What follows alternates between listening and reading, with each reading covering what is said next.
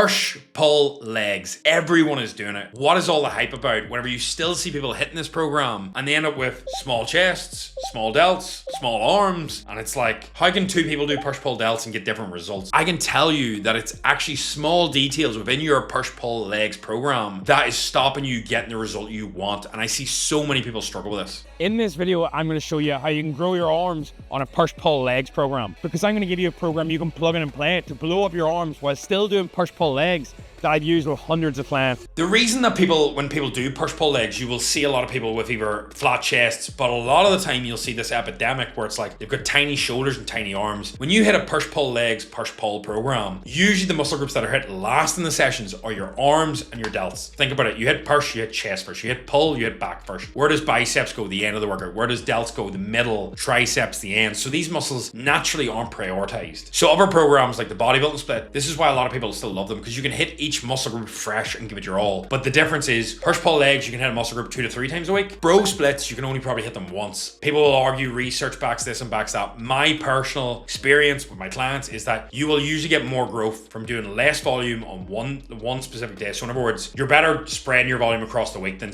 banging it all into one day. So bro split, no more, in my opinion. It doesn't make sense. So push pull legs is broken down into a couple of frequencies. There's some people that'll do push pull legs upper, that's 4 days a week. Some people do just push pull legs, so it's sort of like a bro split, sort of, because you're not hitting everything more than once per week. And then you've got push pull legs, and they do a different rotation of each, and it's 6 days a week. And then there's push pull legs, push pull. All right, so there's a lot of variations here. The one we're always going to go over is push pull legs, push pull. I generally don't think I can cope with more than 5 days, and most people can't recover from it and get stronger every single week. You need to deload so often, and the idea of training 6 days a week means you're probably going to end up training 6 days in a row at one stage. Like if you take a Wednesday off, Thursday, Friday, like Saturday, then you're in Sunday, Monday, Tuesday again. So it's like, it made a lot of sense when the boys are, you know, old school bodybuilders and they're pumping themselves and they've got their recovery, but a lot of people don't have that recovery. Like it's not your full-time job. You're not pumped to the gills of all the mad stuff. So we have to be smart here. And the goal is, you can always add more sets if you're getting stronger over time and your joints are coping,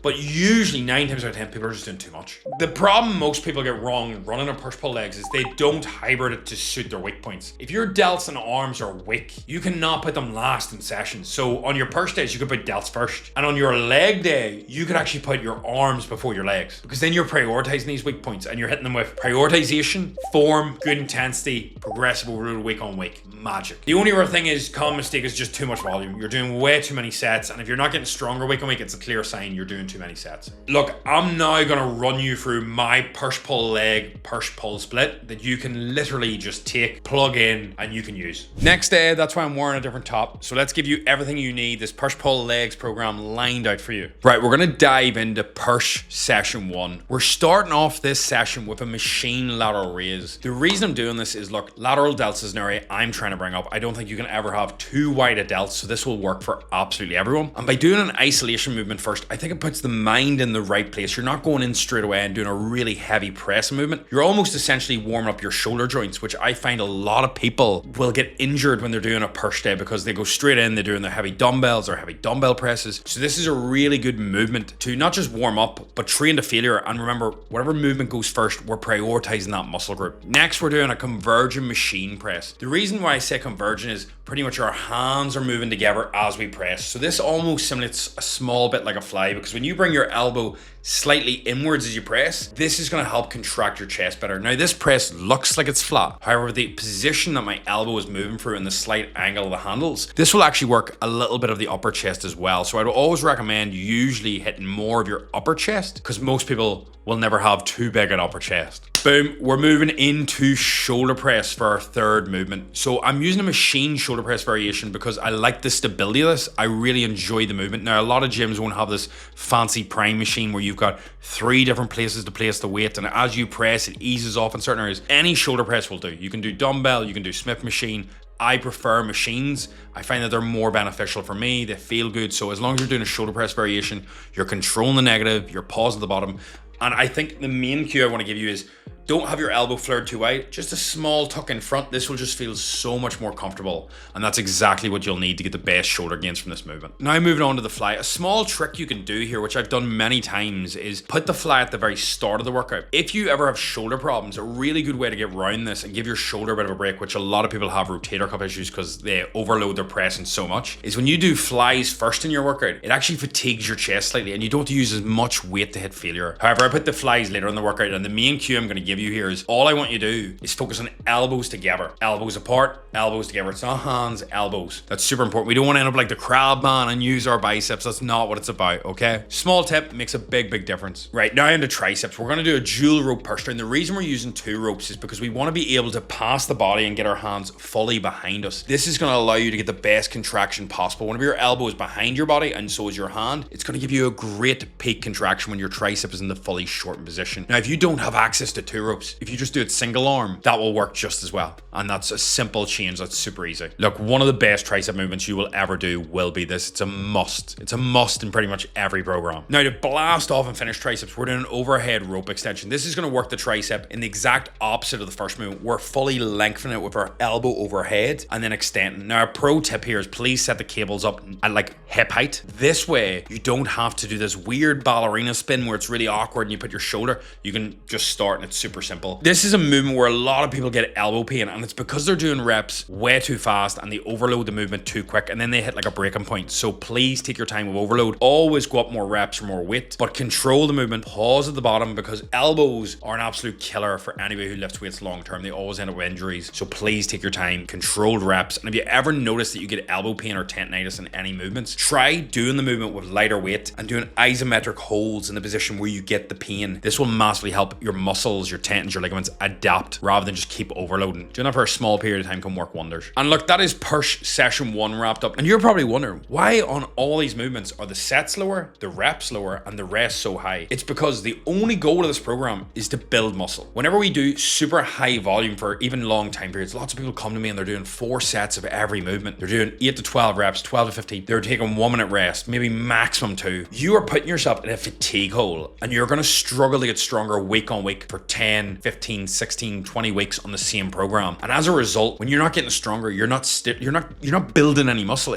That's the most frustrating thing. So by actually cutting down your volume, you're giving your body a chance to get stronger week on week. It's not about being sore. It's not about getting a sweat. It's about getting stronger. And 9 times out of 10, when somebody is not getting stronger week on week, it's usually down to the fact they're doing too much, not too little. People always think, I'm not growing muscle, I'll add in more chest sets. It's usually the exact opposite, which is hard to believe, but that's the place I would start with, and then you can build back up. So this is a really good way you're guaranteed to build muscle. We're going into day 2, which is pull 1, and we're starting this off with an overhand pull down variation. Now you can do a lat pull down, you can do a machine overhand pull down like I'm going to do, or you can even do overhand pull-ups. There's a multitude of variations you can use. If you're doing the same type of pull down every training block, you'll notice you'll probably plateau easier, so it's nice to change it up to help with that overload. So if you do pull-ups in one block, the next block do lat pull down and vice versa. I'm using a machine pull down here. What I want you to focus on is keeping your chest proud. I want you to have your elbows just slightly in front. So if you can see here, this is wide, just slightly in front. And we want to pull down, focusing on hitting our upper chest line. A lot of people pull to their nipples. You actually want to pull almost just below your chin. Like you want it pretty tight. And this is going to give you like the top of your sternum. This is going to give you a great contraction in your overall back. Control the negative, and the place you're most likely to F this up is by not getting deep enough. Touch your chest on every rep and drive your elbows into your back pocket. And the other thing is just control that top range. Some people go a little bit far and it can aggravate your shoulders, so just be careful. The next movement we're doing is an overhand row. The reason for this is the first movement predominantly is, yes, going to work thickness, but we're really focusing on width as well. And then this is more about rowing with the thickness to build the meat on the back. That's sort of the easiest way I can give it. That's my thought process on it. Now, when we look at an overhand row, the main thing I want you to focus on is making sure that you use something ideally that is chest supported. Now, an alternative to this you could do is a barbell row or a dumbbell chest supported row or any machine row where there's an overhand grip, because that is what we're thinking about. And we're thinking about pulling through our index fingers. It's small cue, but whenever you pull through your middle fingers or your index fingers, you're going to feel it more in your mid back. That's such a bro tip, but I do notice this. It's like whenever I'm doing lats, if I pull through my pinky finger, I always feel it more. So small cue here, and you want to make sure you drive your chest into the pad and you row your elbows flared, and that's really going to contract your traps, your mid back. The third movement I have looks very similar to the second, but it's not. We're doing a kelso shrug. You'll notice I raise the bench ever so slightly upwards, so we have a little bit more more of an incline angle. And all we're doing is essentially the first half of this movement, but we're really emphasizing that we're just shrugging. So you can do this with dumbbells and incline bench. And the key here is not just focusing on retracting back like the T-bar, you know, where we're just initially starting a movement. We're also focused on going up and squeezing the traps. This movement will work the trap through all its functions: elevation, depression, retraction, and protraction. And we want to keep the elbow bend the same throughout the entire rep, barely having one, just so we're really focusing on working that shrug. You might think this is madness, that's all the back volume I'm doing on this day, but remember, this is ideal for you getting stronger, and we're hitting every muscle group the way it needs to be hit. We're not doing what I would call exercise redundancy. So many people do just movements for the sake of doing them, but once you train a muscle through the proper range, you don't need to repeatedly do more overhand rows. That's not going to benefit you throughout the week. The goal is hit the muscle, get stronger week on week. So we're moving into biceps now, and we're starting with one of the very best movements you can do, which is a face away cable curl. The reason this is so good is because we want our elbow behind the body and to get a full lockout at the bottom, and then curl up and squeeze with our elbow staying behind, just like on the push day where your elbow is behind you to fully contract your tricep.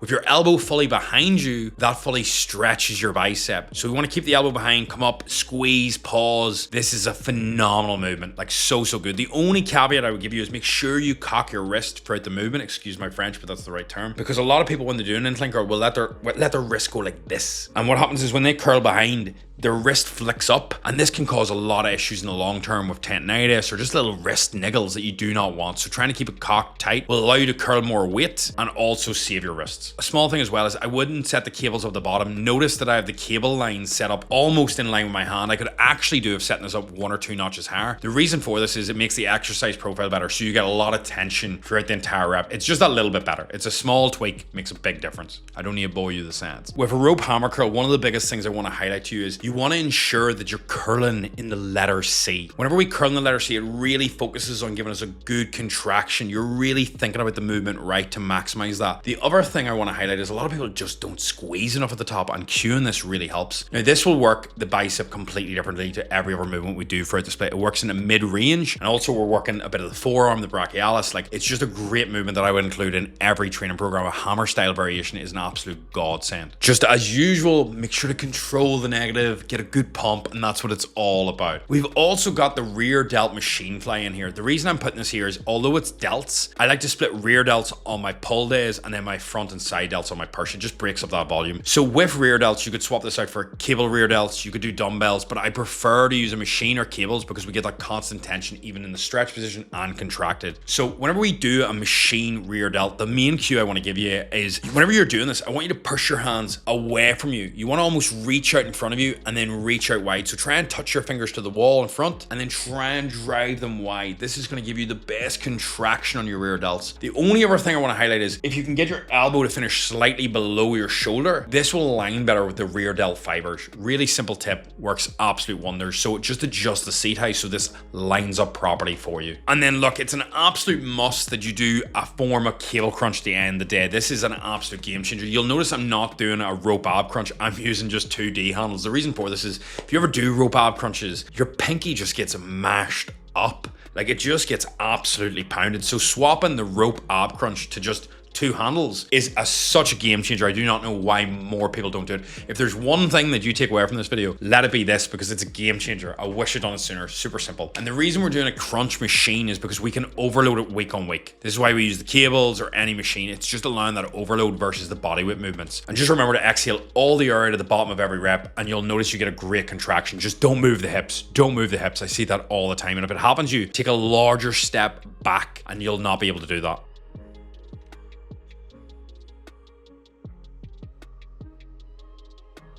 So look, we're going to kick into the leg day, which you're going to love because we don't start the leg day with legs. We start at the weak point of the upper body. This way we can prioritize it, hit it fresh, it's extra volume, and it's a game changer. I always do this with whatever muscle group I'm struggling with, and if you've been here for any time, you'll know that's biceps and you'll know that's delts. So we're going to hit a cable lateral raise variation. Now you can do this with a handle or a cuff. What I want you to do is set the cable up around knee or a little bit higher than that height, and then what I want you to do is focus on driving your handle along the ground. Like, imagine dragging your knuckles along the ground, and then you want to drag them along the wall beside you with your hand just being ever so slightly in front of you. What this will do is this will allow your lateral delta sit on top and give you that great contraction you want. Control the negatives, a super way to start your leg day, gives you a nice pump, allows you to get in the mental flow, and then we can kick into the other movements. The second movement we have is a stanton calf raise, okay? We want to do a straight leg calf raise. This is shown to not only work the soleus but the gastrocnemius, so in other words, the ones you can see. Straight leg variations on a stanton machine, a donkey calf raise, a leg press, just work absolute wonders. So we want any variation where the leg is fully straight. We want to pause at the top. Imagine there's a naked woman over a fence. You're trying to see her. You're always going to get up that little bit more. Pause, hold that contraction, and then control the negative. Look, calf raises should be one of the slowest movements you do. The reason for this is the Achilles tendon is one of the most explosive in the body for good reason. But if you don't pause at the bottom for at least like a count of 2, you're never deloading that tendon, and that tendon is what's going to spring up rather than just your calf. Yes, your calf and tendon work together, but your tendon will give you that initial boost, whereas we want to deload it essentially by pausing at the bottom and then exploding up. So there's some pro calf tips. You're probably wondering, like, when am I getting into the big lift on the leg day? And it's not yet. The reason being we're going into a seated hamstring curl is I like to warm up the knees fully before I do any big lift on a leg day. I think warming it up is one of the smartest things you can do, because mentally you're warmed up, and I think going straight in and hitting a movement like a hack squat, a barbell squat, although in the research lines up, a lot of this research isn't with people who are training for years and years. It's with beginners, and you need to realize that your knees need a lot of warm up. So if you're not doing a walk on the treadmill before, you're not mentally getting zoned in, you can end up with a lot of pain. And also, by doing other movements first, I've noticed I actually lift more weight on these movements rather than I put them first. So we're doing a seated hamstring curl. The point of this is to fully lengthen the hamstring and then get us that really good contraction. So we're bolted in fully. Now, a really easy alternative is a single leg lion leg curl if you don't have this. Do it single leg so your hips are kept to the pad. Super simple movement to train the hamstrings. It's one of the best. Then we're going to go into one of the best movements you can do, which is going to be a hack squat, right? I absolutely love this movement for your quads. It's one of the best. I want you to really focus on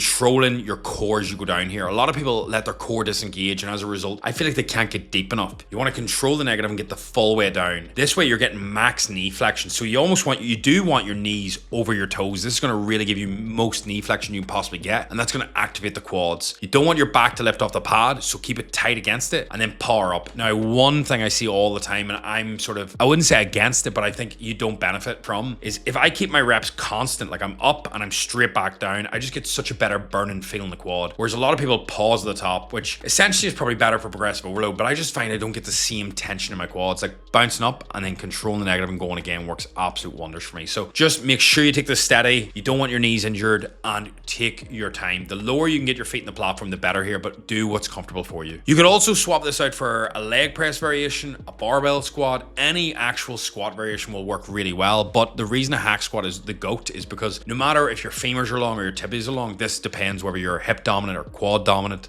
what way things work. This will always pretty much target your quads because the position you're put in and the way your foot position is versus the likes of a barbell squat. Next up, we're going to do an RDL. I don't mind if you use barbell or if you use dumbbell. The point of this movement is that we really want to focus on getting the hamstring as much work as we possibly can here. It's the only time we're really going to hip hinge throughout this week. So what I want you to do is I want you to imagine driving your hips back throughout the entire rep. Don't focus on going low to the ground. Focus on driving your hips back. Imagine you have 2 shopping bags in each hand and you're trying to close your car door of your ass. Drive the hips back, and then as you power up, just drive the hips forward. That's what you want to really focus on. That's going to give you a great contraction. I personally prefer dumbbells just because I find that I can do a bit of a diagonal position with them and it just feels far more natural. The next movement we're going to do, and this is optional, this is really down to you if you want to do glute volume or not, we're going to do a hip thrust variation. Now, I would really recommend using a machine. The reason I'm giving you this is because we've already done quad movements. I could have went with a split squat and a Smith, but I think using a hip thrust is a great way to fully shorten the glutes. Most men are anterior pelvically tilted, so in other words, their hips roll forward. They've got a bit of a Donald Duck ass. Their back goes in their belly sticks. So this will help tighten that up. So it's just actually a really good healthy movement. Plus, women love an ass in a man, so this will do wonders. So with this movement, we want to make sure that we tuck our chin. We look down the body. We don't hyperextend. We look down the body. We control the negative, and then as we drive up, we really want to push through the heels, pause at the top, and then control the negative here. Right, we're wrapping up the quads with leg extension. this is probably the most important exercise for quads you'll do compared to everything else, and I think it's a must in every program. The reason being is there is no other movement that will fully shorten your quad with the same amount of load that you can possibly get here. Some people argue that a sissy squat is as good. These people do not understand how this works. You are easily able to overload the quad with this. Control it, do proper feeder sets, warm up properly until you get the knee in a position where it's really ready to go to failure. It could take a couple of warm-up sets even with the quad extension. And then what I want you to do is really buckle yourself down tight. I want you to pull the handles as hard as you can so you've got as much stability to kick from, and make sure you get a full range of the top and a full range of the bottom. Get that full stretch, get that full contraction. I would lean the seat back ever so slightly. I just find that this feels so much better for me, and that is quads toasted. Now this is going to seem like a very different movement to finish for me, but this is a plank to failure. Now really strange, but just like I said about the anterior pelvic tilt, I think having core stability, although I always talk about crunches are so important, having good core stability is still really important. And I don't think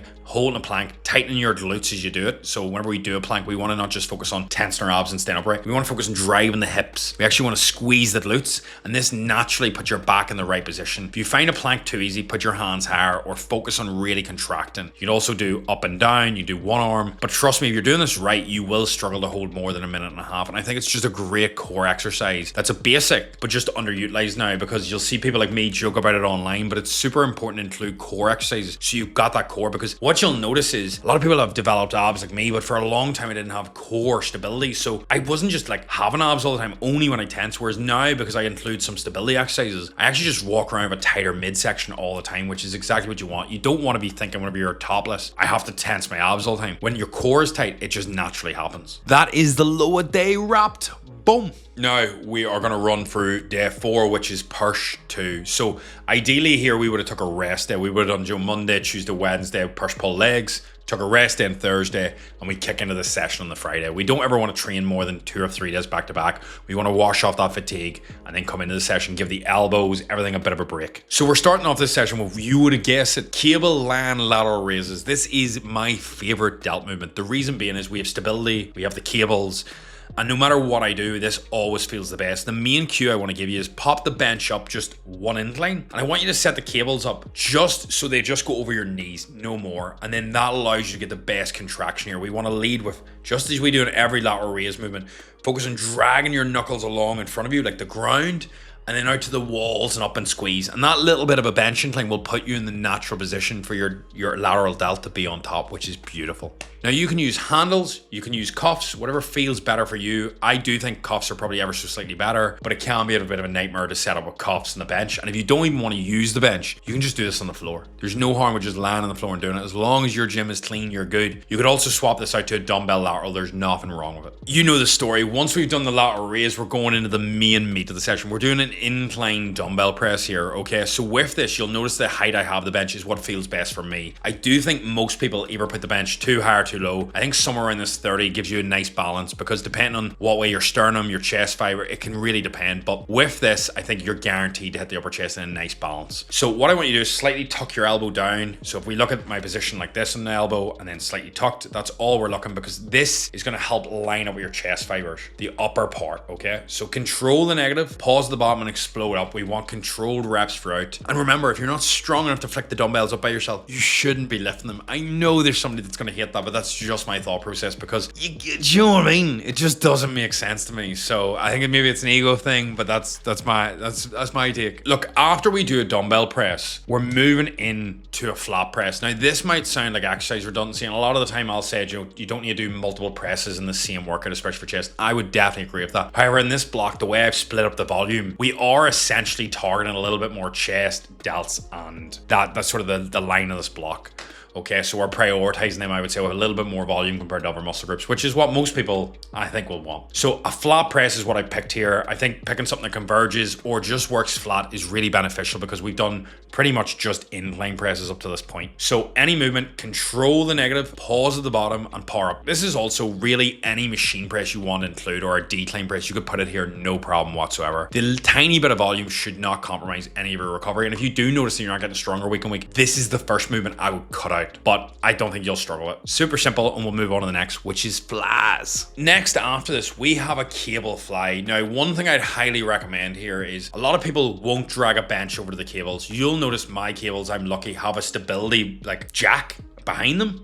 If you are lucky enough to have this, you're laughing. Otherwise, I would really recommend bringing a bench over and then putting plates behind the bench so it doesn't slide. The reason for this is whenever you have to like flick the cables down, it's just a nightmare. You want, for the 2 minutes of pain dragging that over, it's well worth it. Or you could do a different machine fly variation if your gym has that. The reason we want to do this is more stability means we can generate more force. We can focus more and work on the chest. And you want to make sure that you line the cables up so the line of force, in other words, the cable line runs along pretty much like an extension of your forearm. So it comes out over the elbow. Too high, too low, it's probably just not line up as well as you'd like, and you'll feel that in the contraction. Remember to focus on elbows together and then apart. And that's all we want to do. Super simple movement, give you great results. This is such a banger. And if you did want to target more upper chest, you could angle it that you're flying more upwards. If you wanted more mid chest, lower chest, you just do it straight out, and that's you're golden. And I want to highlight, a lot of people comment about shoulder issues. If you ever get shoulder issues, swapping pretty much all your chest movements to like declines will absolutely help massively. Now we're going to do cable katana extension. So this is an overhead tricep variation. If you know me, I'm not overly keen on doing the same movement, just a different variation throughout the week. We've already hit that range in the first push day. However, this is a different type of program to what I normally do. I've run this for the last 20 weeks. It's worked absolute wonders. That little bit more variation, I find it so easy to overload and hit the muscle group again. So cable katanas will work so well for your joint because you'll just notice far less stress in your elbow. You want to make sure to set the cable up so you don't have to do too much of a spin and an awkward dance in. Control the negative, pause at the bottom, and power up. Super simple movement, absolute game changer. And then we're finishing off with a single arm push down. Now remember, if you swapped it the first day for a single arm push down, that's okay. You could just do a V bar press down or any movement here that you get the elbow behind or slightly in front. We're just looking at press down variation. We're looking to overload, control the negative, and honestly, the reason I'm not picking loads of fancy and different movements and doing close grip benches because I find these are the ones that are going to grow you best and give you the best results. And that's what this program is about. It's about getting you results as fast as possible. And yes, let's kick into the final day of the week, pull 2. We're going to firstly start this day with a pullover movement. So you could do a dumbbell pullover if that's all you had. I'm not a massive fan of it, but I went with a straight arm pull down. So the main thing I want to highlight in this movement that a lot of people get wrong is you actually need a little bit of a bend in your elbow. If you go straight arm, you're going to notice a lot of tricep work getting involved. You want to lean forward, get a big stretch, look at how I do it, and then control whenever you drive down. It sounds really odd saying control as you drive down, but you want to control your elbow path. So you're keeping the elbow tight to the body and you're driving into almost your back pocket, keeping the elbow tight, giving it a really good squeeze, and then controlling it, keeping it in that same position as you allow it to come up. It will like to flare out, but keep it nice and tight and this will give you a great contraction. You can play around with this. You can do it single arm, you can do it with a rope. I find these are the two best variations. The reason being because you can get a full stretch and a full contraction because you almost want your hand to pass your body. I know as a bar sometimes feels just a little bit short. Next up, we're going to do a single arm neutral grip pull down. Now, if you don't have this machine, which a lot of gyms won't, if you do a mag grip or any neutral grip pull down, you can do it dual arm, you can do it single arm, you can even do neutral grip pull-ups. As long as you've got a movement whenever you're doing the pull down, your elbows are in front of the body because this is going to align with your lats properly and allow you to get a great contraction. The main cue I want to give you here is keep the neutral, keep the elbow tight, and make sure as you pull down, you want to focus on driving your elbow out in front of you and then down into your back pocket. This is going to give an insane connection for your lats. Remember to keep the knee pad nice and tight as well so you can generate as much force as possible. I prefer to do single arm with lat work, especially this sort of one arm row, one arm pull down movements, because I just notice I can lean slightly that side and the lat just contracts. Like even if you just look at me right now and you try and drive your elbow into your back pocket, like you'll feel your lat really tense up. Oh, and I'm not even putting that on. I always have to shake it out after, and it makes a massive difference, that cue. If you're not getting that contraction, think about it, and that will make a huge difference. Next, we have an overhand chest supported row. Now you could do a T-bar, you can do an overhand dumbbell row, you could even do a barbell row if you wanted. I want you to focus on flaring the elbows wide, getting a really good squeeze, and working the back throughout the entire range. You want to get a big stretch, a big squeeze, super straightforward movement that a lot of people butcher. And if you don't have any of these variations available to you, you can always use a cable overhand row as well. Now on to the only one arm row we're going to do. Now you could do dumbbell row. I prefer a machine variation for this because I notice with a dumbbell row, some reps I feel it, some I don't. Whenever you overload, you can use a bit of momentum. Whereas with the machine, when you're bolted in against your chest is against the pad, you have no choice. You either do the rep or you don't, which sounds like you're training harder with a machine, but it's just easier to tell failure in my opinion. We have a little bit of rear delts here. We have a cable rear delt fly. So one thing I really want to highlight with this movement is you want to start with the cables just around eye height, and then as you do the cable rear delt fly, you want to finish with your elbow just below your shoulder. So it starts just above and then finishes just below. This is gonna align with the rear delts, feel phenomenal. I really recommend doing this one arm at a time, unless you're going to use a bench or something for stability, because what you can do when you do it one arm is you can use your other hand to grab the cable and give yourself that really good, like, stable base, which you're going to be able to generate so much more force off. And as always, focus on reaching out in front of you, dragging your knuckles along the wall in front and then the wall out to the side, and that's going to give you such good contraction. Trust me, this is probably my favorite rear delt movement. It's a game changer. Next up, we have machine preacher curls. Now, a lot of people will do this dual arm. The reason I wouldn't overly always recommend that is because when you do a dual arm, you'll notice that your elbow tends to flare out. You'll see this all the time when people do heavy barbell curls with like a preacher style. What I recommend is doing this single arm. So if you're gonna do dumbbell or you're gonna do machine, we wanna align the shoulder, elbow, and hand all in one path, whereas a lot of the time we'll flare out. And this is where people get shoulder injuries, bicep problems. We wanna have this path and then curl up and squeeze. Super simple, but having it single arm, turning the body slightly outwards will just give you such a good contraction. Now, I want to highlight that on this pull day, this is the first movement where the elbow is in front of the body doing a bicep movement. If you think about the other movements we've done in the other days, hammer curl, the elbow is beside the body, and then the incline curl, it was behind the body. So we're working it in a more of a shortened range. Great movement. And an alternative could be obviously doing this with dumbbells or doing a high cable curl. Then we're moving into a reverse curl. Now, one thing I want to highlight, I'm using handles. I use sometimes like just a bar to do reverse curls. That's absolutely fine. If I was going to go back and refilm this, which I've already tweaked this split, this is where we adapt things. I just use a cuff because the hardest part about doing reverse curls is the grip. You always lose the grip. So a cuff on your forearm is such a good way to remove grip.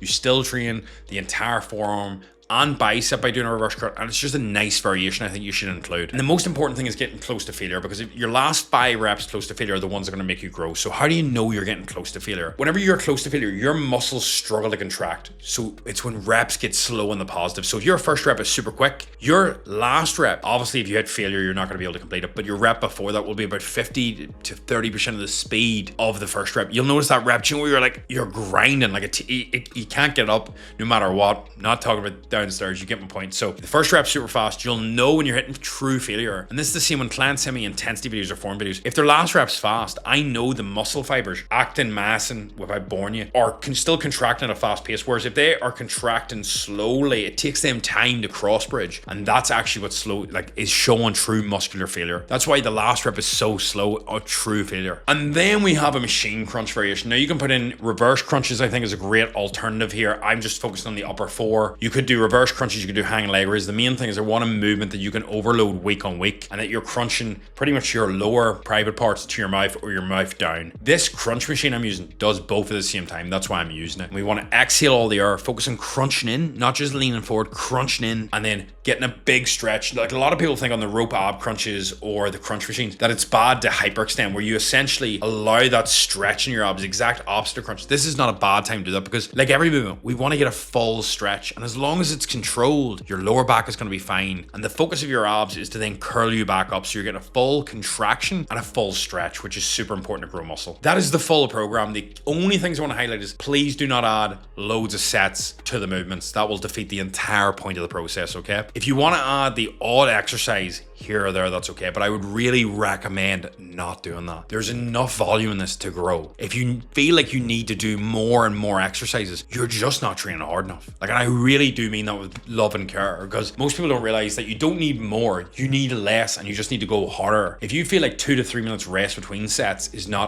enough, it's like too much, like you're sitting there being like, when's this sec? You're not training hard enough. And I really do mean that. You should feel like it's the quickest 2 minutes of your life after your love life. But you get the point. Look, hopefully you find this video of value. I would really appreciate if you like, share, subscribe, you give it to a friend. That's an all-encompassing program that's guaranteed to get you results if you actually implement it. You log the weights week on week and you get more reps or more weight, which is the most important thing. Look, big love. I'll see you in the next one. Woo!